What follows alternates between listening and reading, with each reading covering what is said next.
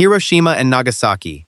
On August 6, 1945, the United States dropped the uranium bomb Little Boy over Hiroshima. 3 days later, the plutonium bomb Fat Man exploded over Nagasaki. By the end of that year, an estimated 140,000 people had died in Hiroshima, and around 74,000 in Nagasaki. At the time, the world made one assumption. These cities were gone, permanently poisoned, uninhabitable for generations. That prediction never came true. Here's the part almost nobody knows. Both bombs detonated hundreds of meters above the ground. That single design choice, an airburst instead of a ground blast, maximized destruction in the moment, but limited long-term contamination of the soil. The radiation that mattered most decayed fast. The real battle wasn't against the land, it was against the rubble. And the rebuild was relentless. Within weeks, debris was being cleared. Temporary hospitals opened. Streetcars ran again. By 1949, Hiroshima passed a law funneling national funding into transforming the city into a global symbol of peace. Nagasaki's shipyards and port came back to life right alongside it. By the 1960s, less than 2 decades after near-total annihilation, both cities had finished rebuilding. Today, Hiroshima has 1.2 million residents. Nagasaki has 400,000. Office towers stand where firestorms once raged. But here's what makes this story different from every other one in this video. Neither city tried to forget. The atomic bomb dome still stands exactly as it did the day the bomb fell, now a UNESCO World Heritage Site. Millions visit Peace Memorial Park every year. And the biggest myth of all? That Hiroshima and Nagasaki are still radioactive. They're not. Background radiation levels there are normal, have been for decades. Chernobyl. On April 26, 1986, a late-night safety test at reactor number 4 of the Chernobyl plant went catastrophically wrong. 2 explosions tore the reactor open. The core was exposed to open air. Fires burned for days, scattering radioactive material across Europe. 3 kilometers away, in the city of Pripyat, life went on as normal. Kids played outside, buses ran on schedule. Nearly 50,000 people had no idea they were breathing in danger. It took 36 hours for the evacuation buses to arrive. Residents were told to pack light. They'd be back in a few days. They never came back. Here's where this story splits completely from Hiroshima. The bomb over Hiroshima released its radiation in an instant, high in the sky. Chernobyl's reactor burned for days, at ground level, spewing long-lived isotopes, cesium-137, strontium-90, straight into the soil people lived on. A 30-kilometer exclusion zone went up. Over 115,000 people were evacuated. Entire villages just disappeared. Furniture still in the houses. Books still open on school desks. Rebuilding wasn't even on the table. Engineers rushed to entomb the destroyed reactor in a massive concrete sarcophagus before winter hit. Decades later, in 2016, an even bigger steel arch, the new safe confinement, was slid into place to contain it for the next century. And here's the twist nobody expects. With the humans gone, something else moved in. Trees broke through the roads. Wolves, elk, lynx, and wild boar reclaimed the streets. The Ferris wheel built for a celebration that never happened now rusts quietly in a forest that wasn't there 40 years ago. Pripyat didn't get a peace park. It got nature, taking back everything humans left behind. 2 nuclear disasters. One came back stronger than ever. One was abandoned forever. Fukushima, a recovery still in progress. In 2011, the world watched Japan brace for what looked like a second Chernobyl. What actually happened will surprise you. On March 11, 2011, a magnitude 9.0 earthquake triggered a tsunami that overwhelmed the Fukushima Daiichi plant. The reactors shut down automatically, but the tsunami knocked out the cooling systems anyway. 3 reactor cores melted down. Hydrogen explosions tore through the buildings. More than 160,000 people evacuated. For a moment, it looked like history repeating itself. But Fukushima refused to follow Chernobyl's script. Japan launched one of the largest environmental cleanup operations ever attempted. Thousands of workers stripped contaminated topsoil, scrubbed roads, and monitored radiation block by block. Millions of black storage bags became a familiar, almost eerie, sight across the region. At the plant itself, the real nightmare was just beginning. Collecting and treating radioactive water, securing collapsed buildings, and building robots to go where no human could survive.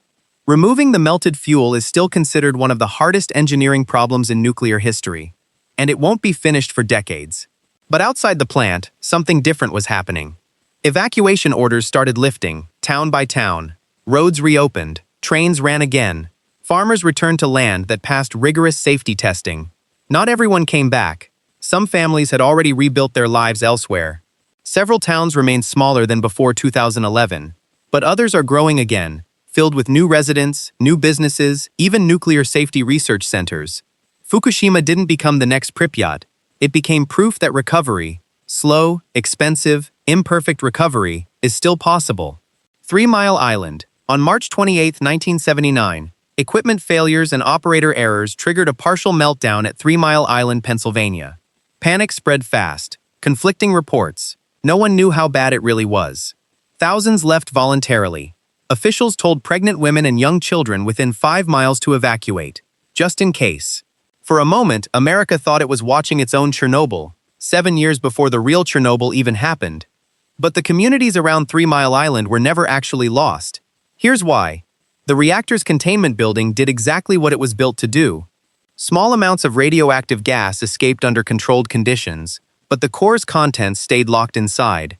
Decades of follow-up studies found no evidence of widespread contamination or measurable long-term health effects in nearby residents. Schools reopened within days. Life resumed almost as if nothing had happened. The disaster changed the reactor, not the town.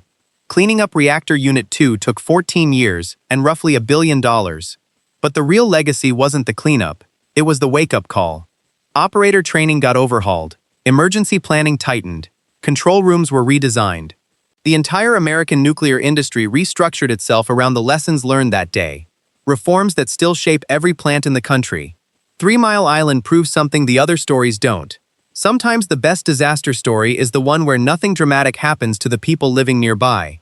Goiania, now here's a disaster that wasn't even a power plant. It started with 2 scrapyard workers finding something that glowed. September 1987, Goiania, Brazil. An abandoned cancer clinic. A forgotten radiotherapy machine, still loaded with cesium-137. 2 men, scavenging for scrap metal, found it. Had no idea what it was, and sold it. As it was taken apart, workers discovered a small capsule filled with a glowing blue powder. They thought it was beautiful. They handled it, shared it with friends and family.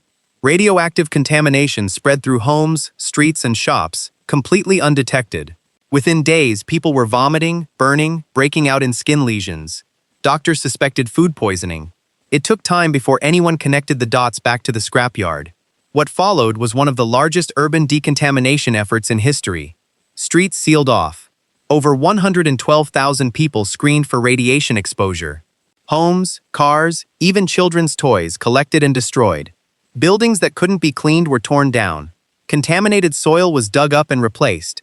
But unlike Chernobyl, the contamination here was contained to a small urban footprint. And once it was removed, the neighborhood reopened. Families moved back in. Businesses reopened. The city kept growing into one of Brazil's largest urban centers. Today you could walk those same streets and see almost no trace it ever happened.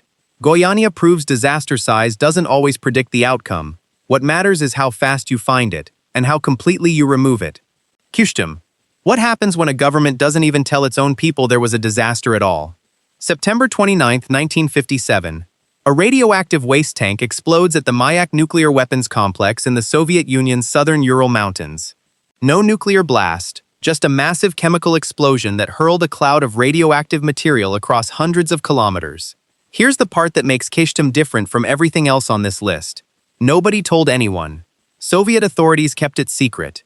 People in contaminated villages kept living their lives, drinking the water, eating the food, breathing the air, for days, sometimes weeks, with no idea anything was wrong. When evacuations finally started, entire villages emptied with barely any explanation. Families left homes, farms, churches, many believing they'd be back soon. They never were. Some villages were demolished, others were simply left to rot, swallowed by forest. Some disappeared so completely they were quietly erased from official Soviet maps, as if they'd never existed at all. It wasn't until the 1970s that the outside world even heard about Kyshtym.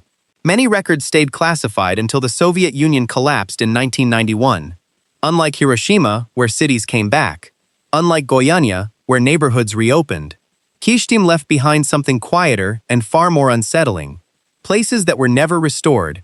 and almost never remembered. Windscale, October 10, 1957. A graphite reactor fire breaks out at Windscale Works in northwest England, Britain's worst nuclear accident. The fire burns for nearly 3 days, releasing iodine-131 and polonium-210 across northern England. But here's the twist. The biggest danger wasn't abandoned towns. It was milk. Radioactive iodine settled on grazing fields. Authorities destroyed more than 2 million liters of milk rather than risk it reaching anyone's table. Restrictions lasted weeks, then lifted. No long-term evacuation, no exclusion zone. Homes, schools, and businesses stayed exactly where they were. The real transformation happened inside the site itself. The damaged reactor was sealed and shut down for good. Decades of cleanup followed, and in 1981, Windscale was officially renamed Sellafield, shifting from a weapons production site to one of the world's most important nuclear waste management and decommissioning centers. Windscale didn't create a ghost town, it created a new mission for an entire facility. Tokaimura. Last story. And it might be the most human one of all, because this disaster wasn't caused by a tsunami or a design flaw. It was caused by people taking a shortcut. September 30th, 1999. Workers at a uranium fuel plant in Tokaimura, Japan, skip the approved procedure and manually pour far too much enriched uranium solution into a tank never designed to hold it. Within seconds, the uranium reaches a critical state. A self-sustaining nuclear chain reaction begins, releasing intense bursts of radiation. 3 workers are hit with extreme doses, 2 later die. The chain reaction rages uncontrolled for almost 20 hours, before engineers finally shut it down. About 160 nearby residents evacuate. Roughly 310,000 more are told to stay indoors. But here's the key difference from Chernobyl or Fukushima. There was no reactor, no meltdown, no widespread contamination. Once monitoring confirmed the area was safe, everyone went home. The investigation that followed exposed something uncomfortable, a workplace culture where shortcuts had quietly become normal. Japan responded with sweeping nuclear safety reforms that reshaped the entire industry.